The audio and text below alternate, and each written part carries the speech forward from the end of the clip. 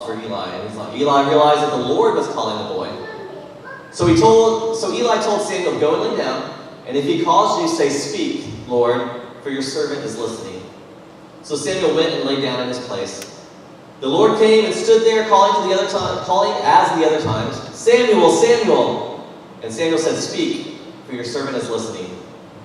And the Lord said to Samuel, see, I'm about to do something in Israel that will make the ears of everyone who hears of it tingle. At that time I will carry out against Eli everything I spoke against his family from beginning to end. For I told him that I would judge his family forever because of the sin he knew about. His sons made themselves contemptible, and he failed to restrain them. Therefore I swore the house of Eli, the guilt of Eli's house will never be atoned for by sacrifice or offering. Samuel lay down until morning, then opened the doors of the house of the Lord. He was afraid to tell Eli the vision, but Eli called to him and said, Samuel, my son. Samuel answered, here I am. What was it he said to you? Eli asked. Do not hide it from me. May God deal with you, be it ever so severely, if you hide from me anything he told you. So Samuel told him everything, hiding nothing from him. Then Eli said, he is the Lord. Let him do what is good in his eyes. The Lord was with Samuel as he grew, and he let none of his words fall to the ground.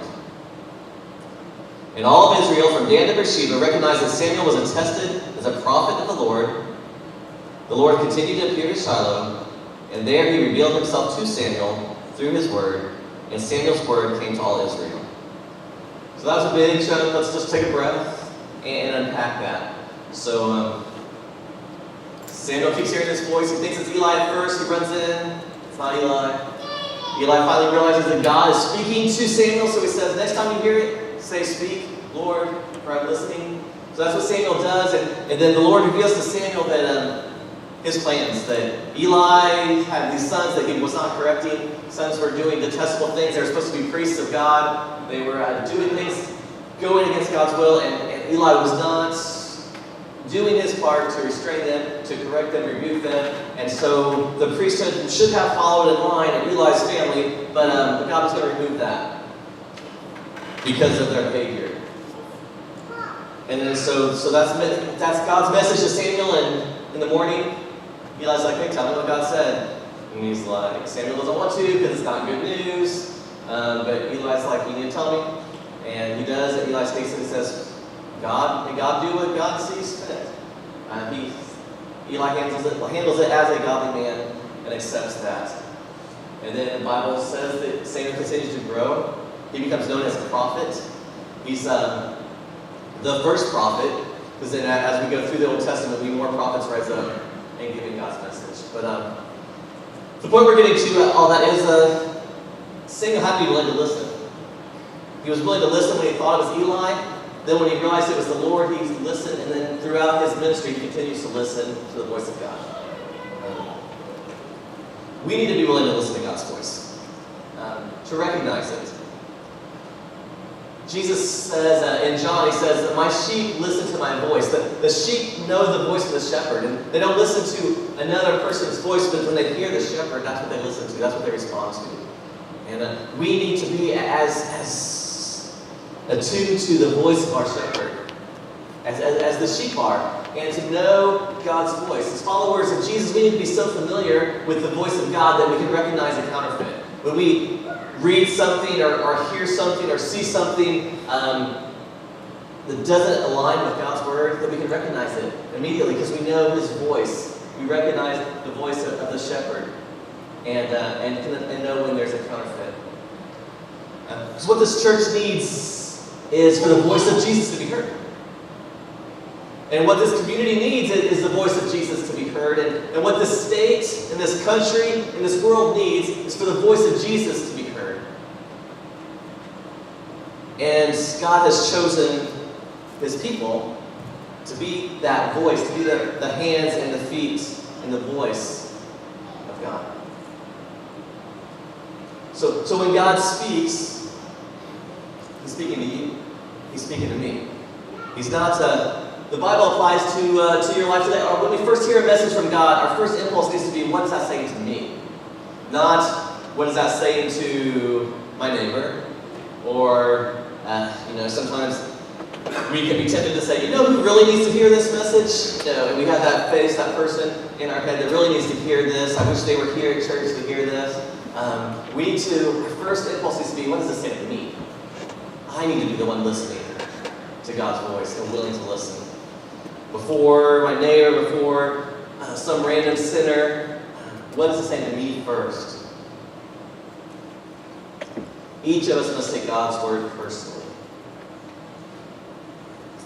God longs to be heard. It's his desire to be heard. But he's not going to shout. He's not going to create a giant billboard and stand waving his hands. But he wants to be heard if we're willing to listen.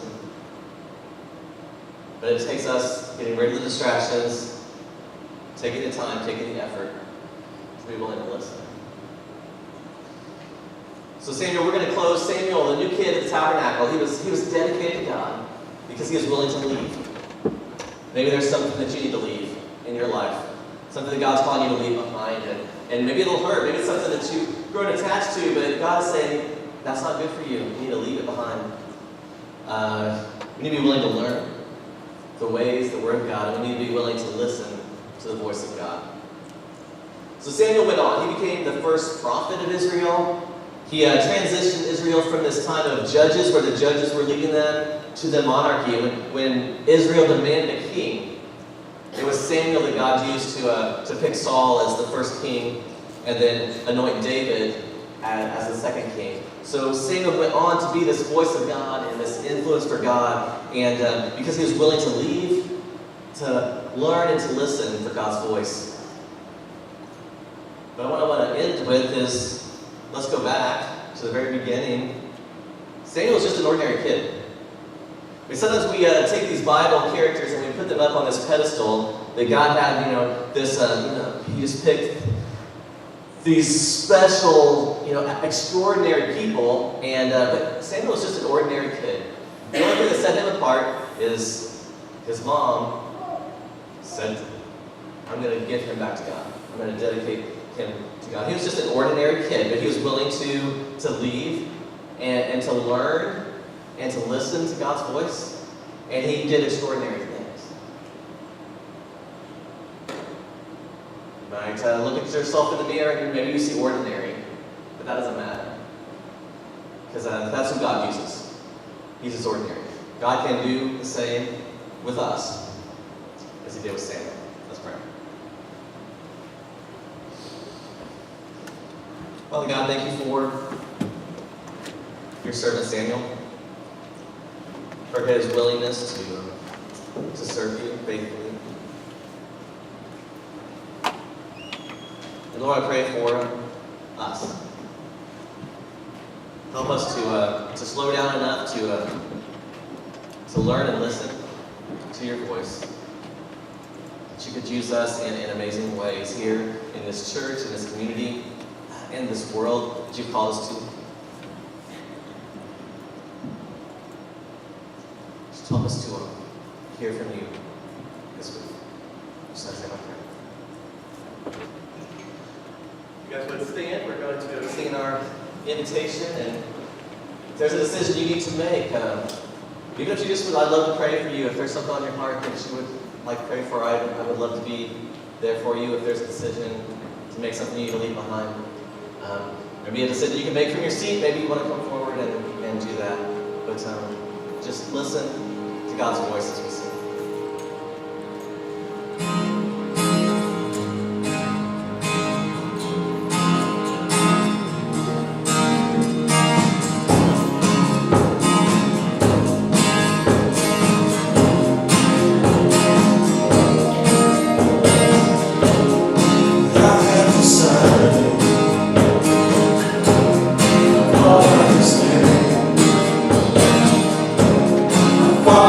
Jesus.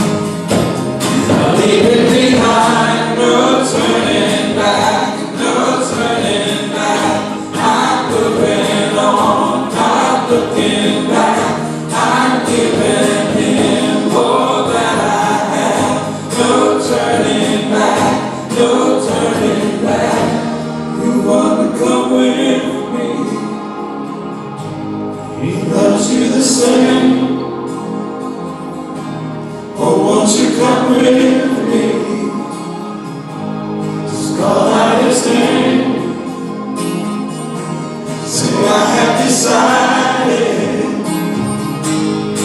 follow Jesus. Say, I have decided. Following Jesus, no turning back, no turning back. I'm moving on, not looking back. I'm giving Him all that I have. No turning back, no turning back, no turning back, no turning back. I'm moving on, not looking back. I'm giving Him all that I have. No turning back, no turning back, no turning back, no turning back, no turning back, no turning back, no turning back, no turning back, no turning back, no turning back. Say, I have decided.